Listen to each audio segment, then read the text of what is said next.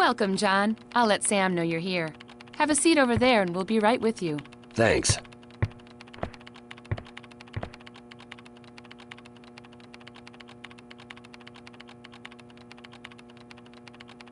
This is my last chance. If I don't pass this time, I'll be working a desk job for the rest of my life. Don't worry about it. You'll make it. I have to. My wife will kill me if I don't get that promotion. Your wife's a lot scarier than the confidence course is. What was that? What did you say? Nothing. Relax, man. You'll be fine. They're ready for you, John. Right this way.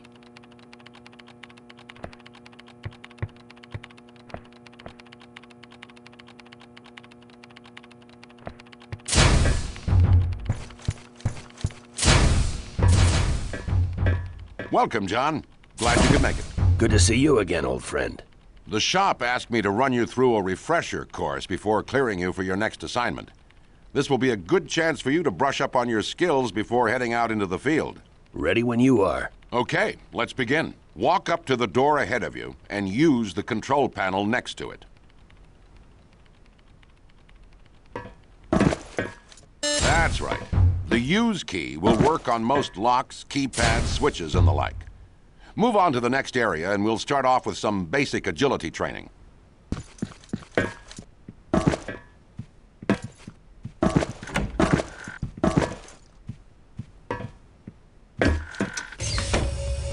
Let's test your legs. Jump over the obstacles in front of you. Very good. Now this next jumping exercise is a bit more complicated. You need to jump up and then crouch to give yourself an extra boost to get over the wall. Excellent.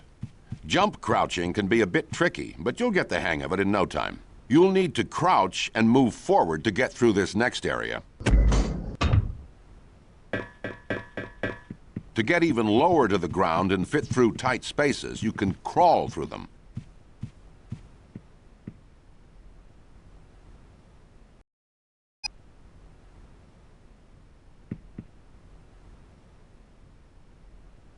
Nicely done. Jump into the pool here and swim underwater to the next area. Excellent. It's as easy as walking or running, isn't it? Good news. You've passed the first part of the test. So let's move on to weapons training.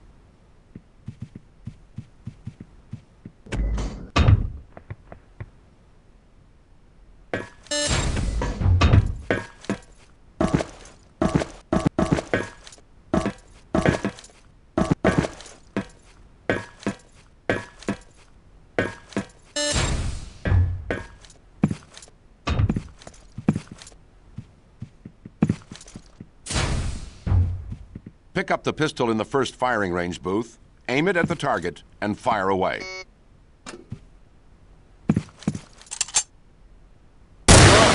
Now move to the second booth and pick up the M4. You may fire at the target when ready. Move over to the third booth, John, and I'll tell you about firing modes. Some of your weapons will have multiple firing modes, including the M4 you're holding. You can adjust them to single shot, burst fire, or fully automatic. Give it a try. There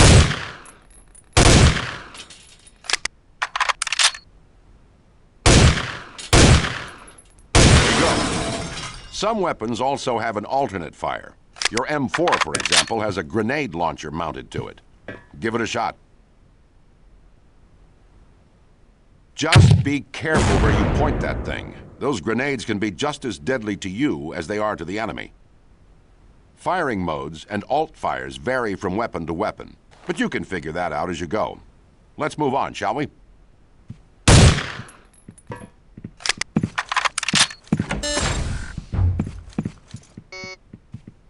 This explosives range will help teach you about throwing grenades. Take a few practice throws and get a feel for it.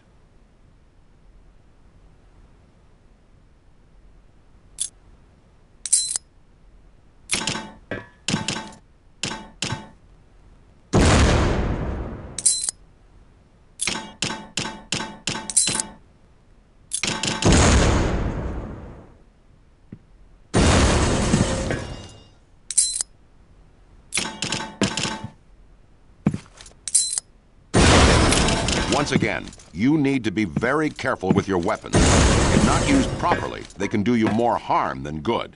literally. Let's move on to emplaced weapons.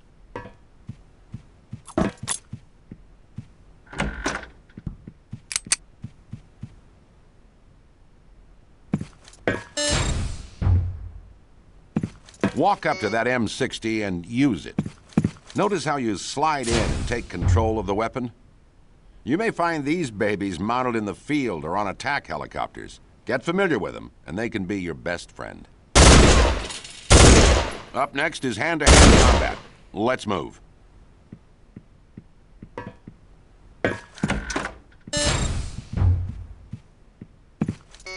If you run out of ammo, or if you're trapped in close quarters, you may need to engage the enemy hand-to-hand.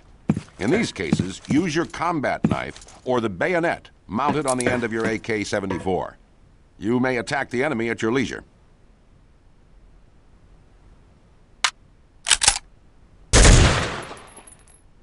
Very good, John. Glad to see you're staying in practice. Weapons training is complete. I'll meet you in the next area for HUD training. I'll be communicating with you through your radio headset.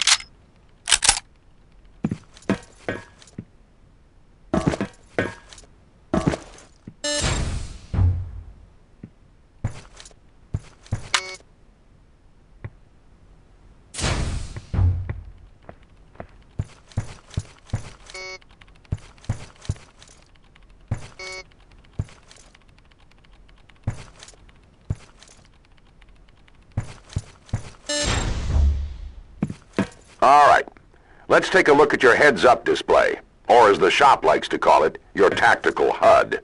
On the bottom of your HUD are your health and armor. The bar across the top displays the amount of armor you are currently wearing. Watch this one closely. It's the only thing protecting your hide from a bad case of lead poisoning, if you know what I mean. The bar below your armor meter shows your current health. When that runs out, you'll be pushing up daisies, so keep an eye on it. Your armor will generally run out before your health starts to drop. That is, unless you're hit with armor-piercing rounds or you fall for a long distance. To the left of your health and armor meter is your personal audio detection device, or PAD for short. The PAD tells you how much noise is being generated in your vicinity. The more noise you make, the easier it is for enemies to find you. Keep your eye on the PAD display if you're trying to be quiet.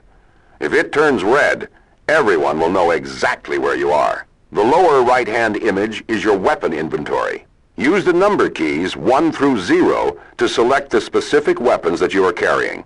Or use the next weapon and previous weapon keys to cycle through your weapon inventory. This defaults to your mouse wheel. If you're using 2 weapons at the same time, a second identical weapon display appears on the lower left. All right, it's time for equipment training.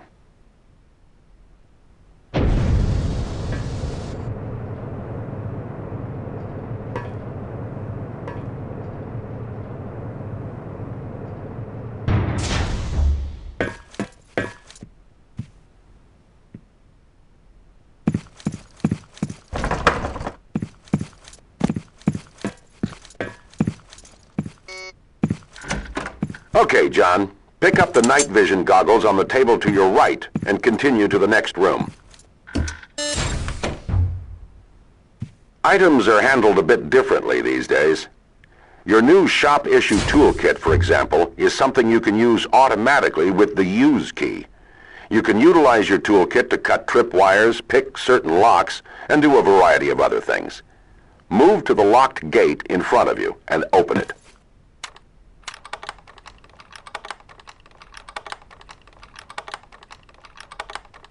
Good. Notice how the toolkit icon appeared on your HUD when you got close to it? If something requires your toolkit, that icon will appear, so watch for it. Other items you'll encounter in the field include binoculars and thermal vision goggles. Activate your night vision to move through this darkened area.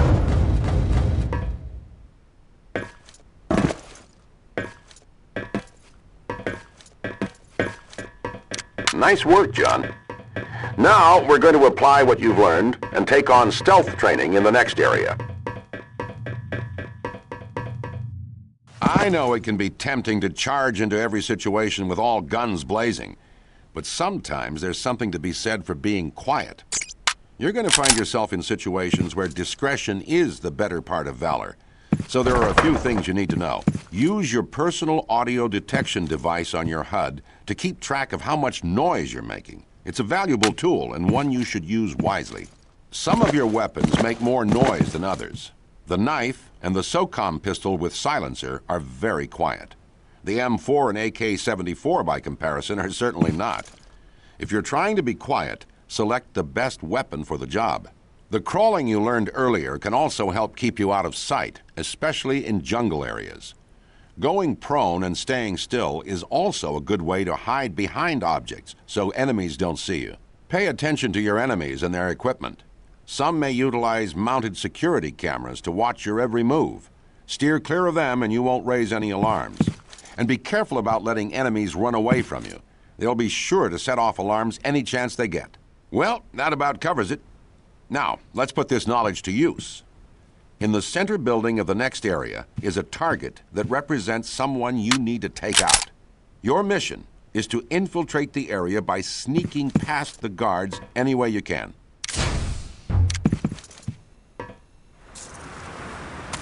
Don't attack the guards patrolling here.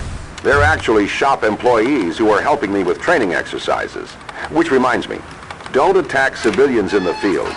Innocents must be protected at all costs. If you attack them, your mission will fail.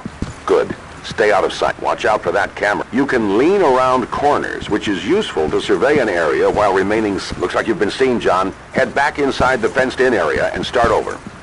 There's the building. Your mark is inside.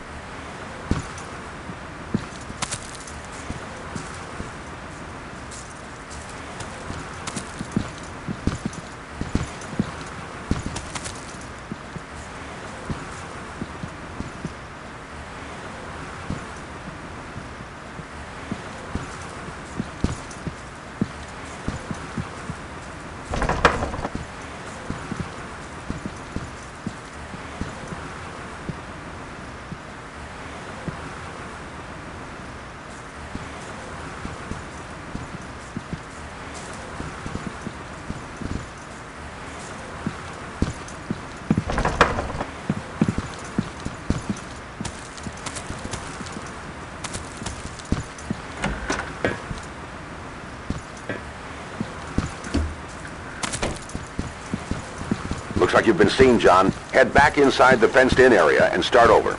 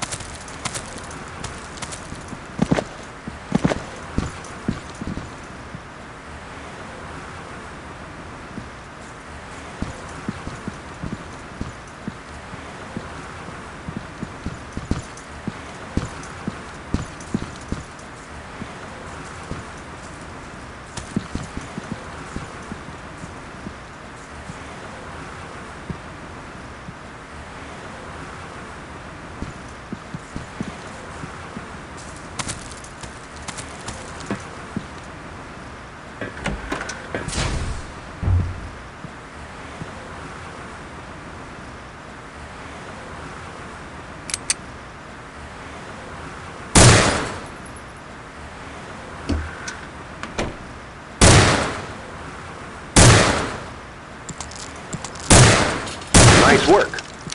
Notice how the bullets from your weapon penetrated the glass? You can shoot through some objects like doors, windows, and cloth materials. I don't recommend trying to shoot through steel or concrete, though. That could get ugly. Well, John, you passed with...